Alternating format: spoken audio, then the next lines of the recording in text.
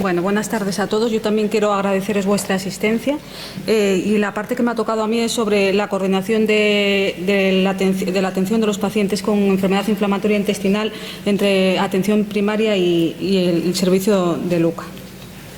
Los temas que voy a tratar en la charla serían, en primer lugar, cuál es la estructura de la unidad de enfermedad inflamatoria intestinal de LUCA. En segundo lugar, cómo se puede sospechar una enfermedad inflamatoria intestinal desde atención primaria. Posteriormente hablaré de cómo los pacientes, este concepto tan novedoso del empoderamiento, que significa informar y formar sobre los síntomas de esta enfermedad para que ellos puedan automanejarse. Y en cuarto lugar hablaré sobre las infecciones y la enfermedad inflamatoria intestinal y la importancia que tienen los centros de salud en los planes de vacunación de nuestros pacientes. Y finalmente pondré 2 diapositivas sobre las lesiones cutáneas en los pacientes con inflamatoria y si hay algún tipo de problemas con los fármacos de uso habitual en los pacientes con colitis ulcerosa o enfermedad de Crohn.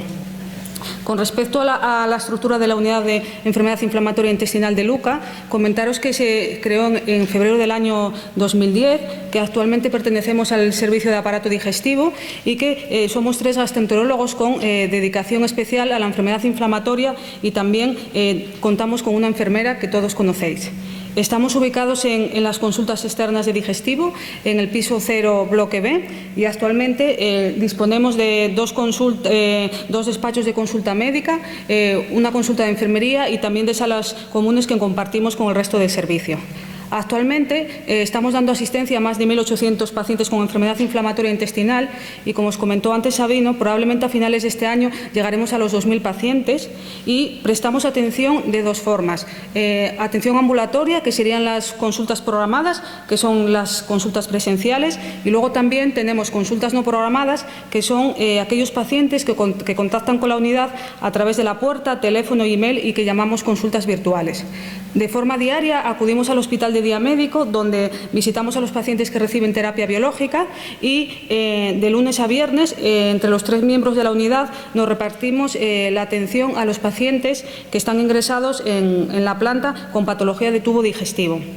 De forma semanal, comentaros que realizamos también sesiones multidisciplinares con los servicios de cirugía general y radiología y también una parte muy importante que tenemos es que prestamos docencia. Docencia no solo a estudiantes de medicina, sino que por nuestras consultas pasan residentes de otras especialidades y residentes de 4º curso de nuestro servicio.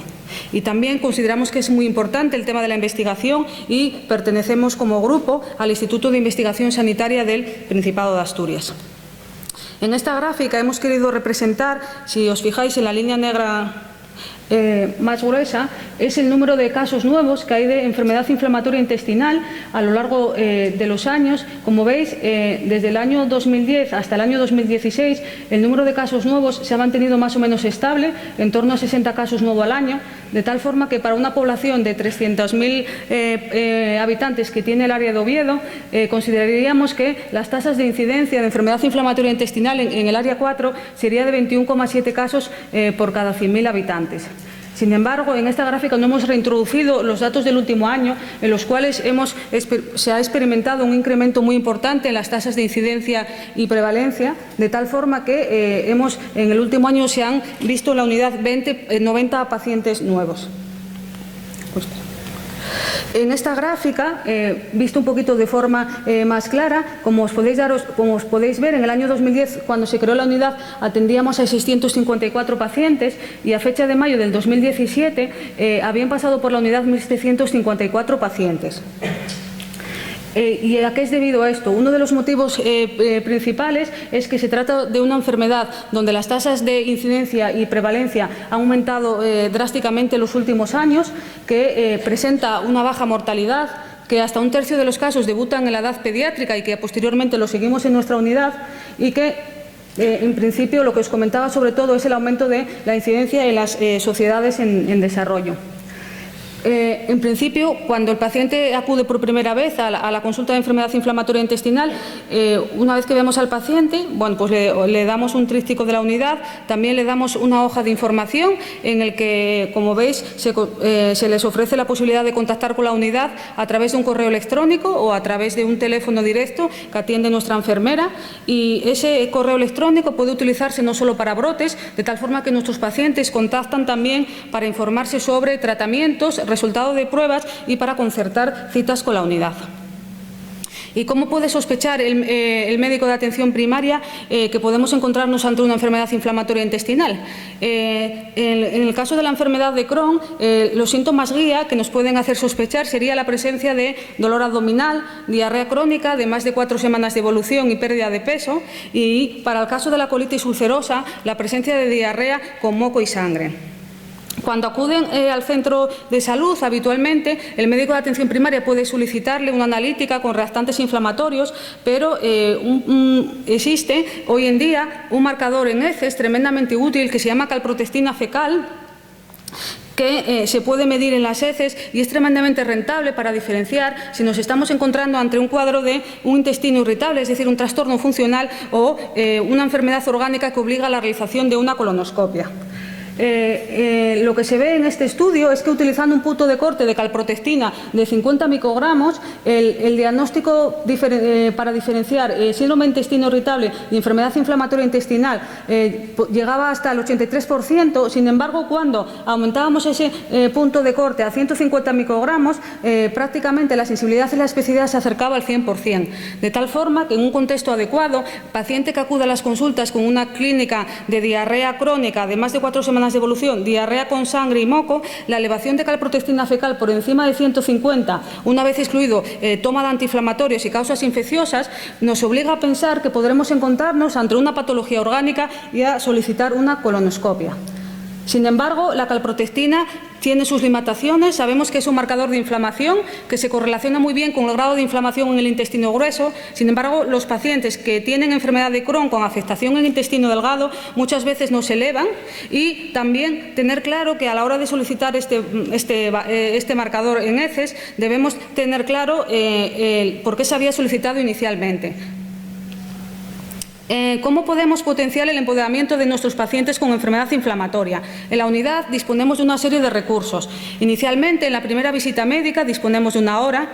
Coincidiendo con la primera visita del paciente, habitualmente le presentamos a nuestra enfermera, Clara, y ella le explica un poco las dudas, el funcionamiento de la unidad, las dudas que se le pueden plantear de la enfermedad, y también existen hoy en día unas visitas de enfermería específicas sobre dudas de embarazo, uso de fármacos, y como todos sabéis, este año, bueno, es el 2.º año que se hace la jornada anual para pacientes y que esperemos que sigamos realizándolos en los siguientes años. También, como muchos de vosotros veis en vuestros informes, recomendamos una serie de páginas web, como es la página de GETECO o la página de Educa Inflamatoria. Y os facilitamos también, os decimos un poco que entréis en páginas de interés, que en este caso, perdón, la de tuberculosis y despistaje de tuberculosis latente, tuberculosis latente y enfermedad inflamatoria intestinal, pues ha sido creada por Sabino. ¿Cómo podemos potenciar el empoderamiento de los pacientes con inflamatoria? Los ejemplos más frecuentes sería un paciente, por ejemplo, que tenga un brote leve de colitis ulcerosa. Habitualmente en la consulta se le indica que si tiene una dosis de mantenimiento, por ejemplo, de 1,5 gramos, que cuando empieza a notar síntomas de brote, suba la dosis de mesalazina oral o que asocie tratamiento tópico, y en tal caso de que el brote no se controle al cabo de 1 o 2 semanas, siempre se le indica que debe contactar con la unidad. También en las consultas creemos que, que es sumamente importante transmitir al paciente la necesidad de las vacunaciones. Muchos de vosotros recibís tratamiento con corticoides, inmunosupresores, y es muy importante tener un calendario vacunal actualizado. Que al diagnóstico es recomendable también hacer el despistaje de tuberculosis latente, y que es fundamental una adherencia al tratamiento, porque se ha visto que muchos pacientes que están asintomáticos, que abandonan el tratamiento médico, puede ser una de las principales causas de recaída. ¿Y qué factores influyen en el desarrollo de infecciones en la enfermedad inflamatoria intestinal?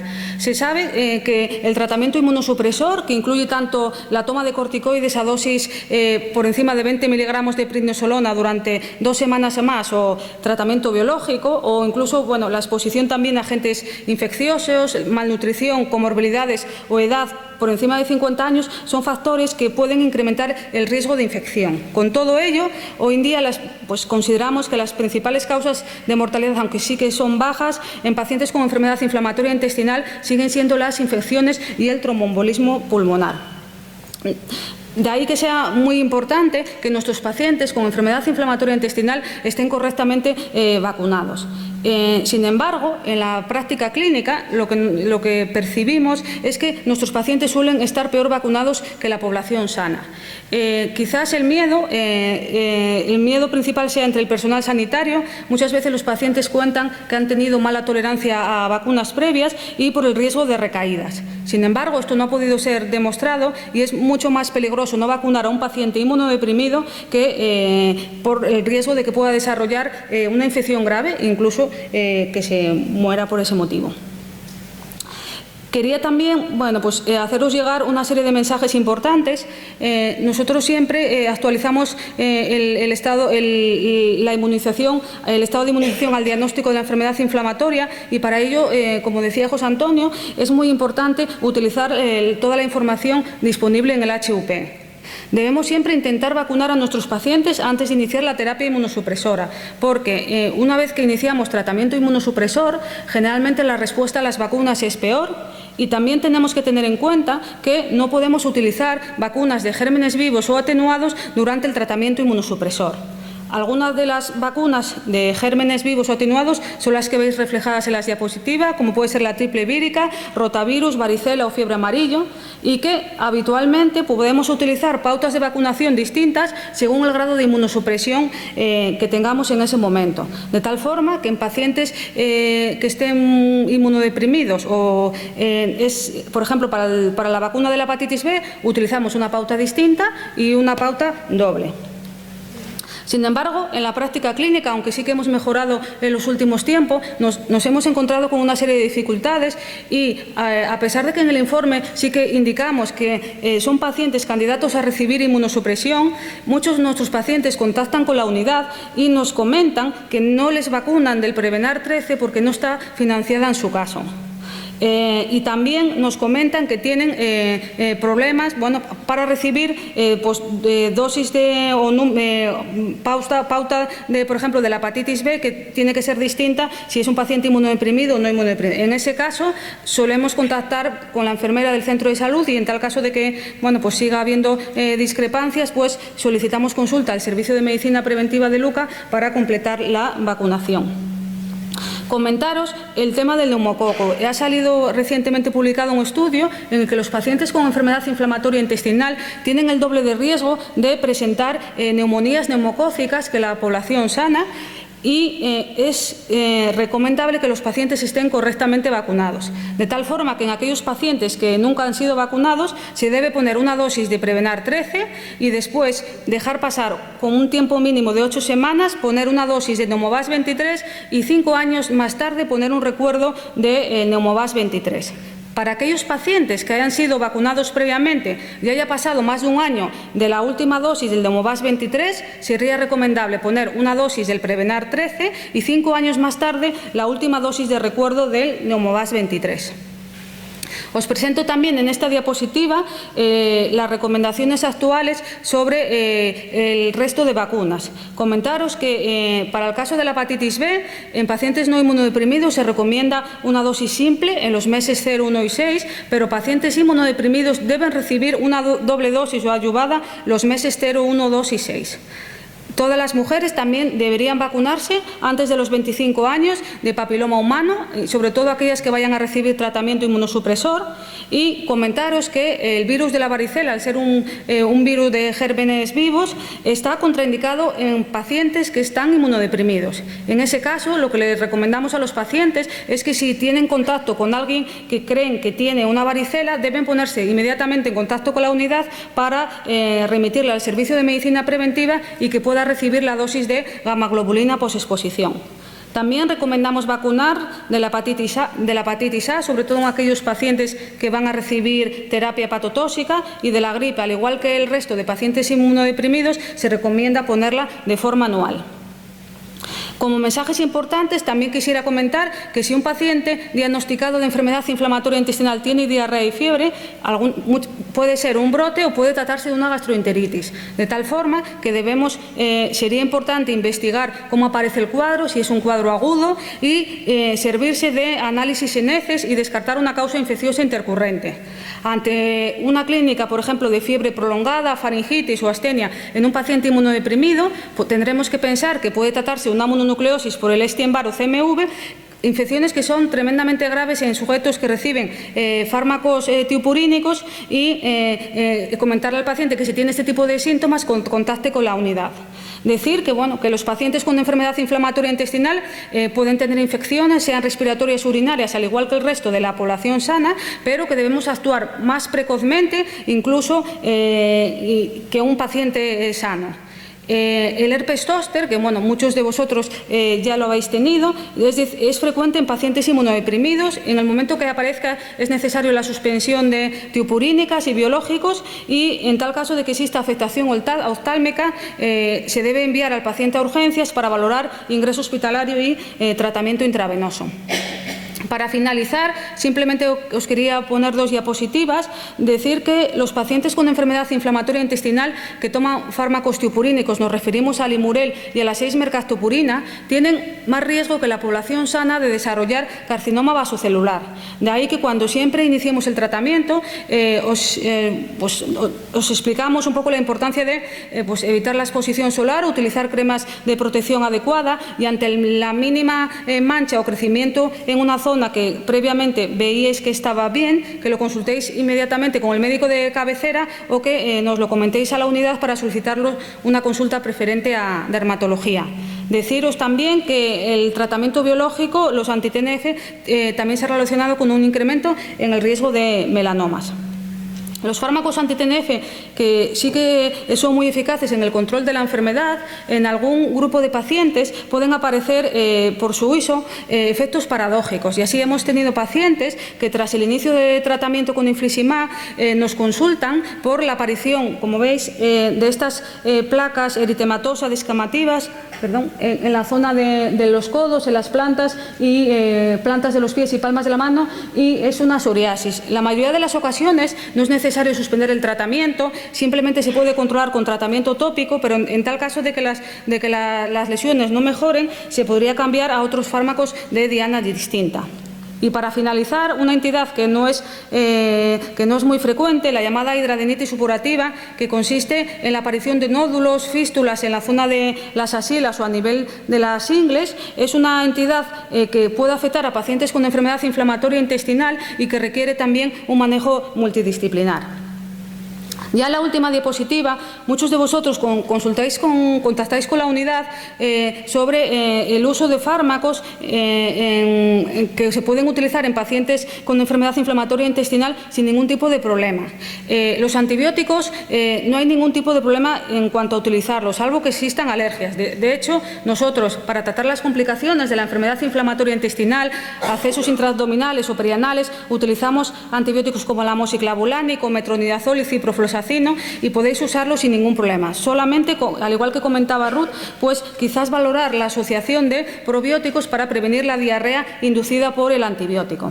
Los anticonceptivos orales y ansiolíticos pueden usarse con todo tipo de seguridad, y en el caso del Filorid, cuando el paciente está tomando agentes tiopurínicos, deberíamos o disminuir la dosis a la mitad o no indicarlo, puesto que existe más riesgo de toxicidad medular.